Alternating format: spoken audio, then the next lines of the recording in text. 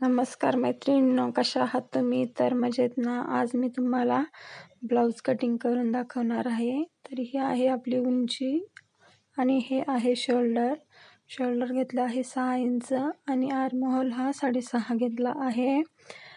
तर आपण direct ready paper pattern ठेवणार आहेत. पेपर पॅटर्न ठेवल्यामुळे आपल्याला ब्लाऊज कटिंग अगदी सोपी जाते. तर आपण पेपर पट्टींनी कशी ब्लाऊज कटिंग करायची हे मी तुम्हाला दाखवत आहे. तर अगदी 2 मिनिटातच आपण ब्लाऊज कटिंग करू शकतो आणि 1 तासामध्ये आपण ब्लाऊज शिवून रेडी देऊ शकतो. तर या अशा पद्धतीने आपण ब्लाऊजवर पेपर पॅटर्न ठेवून ब्लाऊज कटिंग करणार आहोत.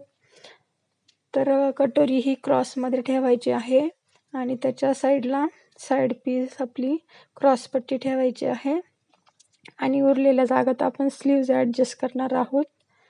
तर इथे आपण स्लीव्ज ठेवणार आहे. आधी स्लीव्जची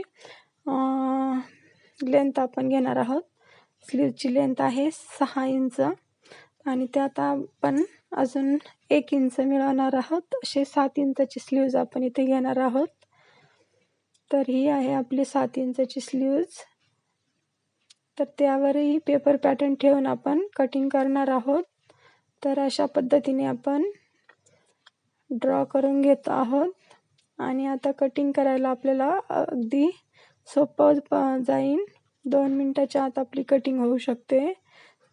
तर हे बघा, आपण हे कटिंग करताना उचलून घेऊन आता मार्जिन केलेला भाग हा आपण कटिंग करून घेणार आहोत.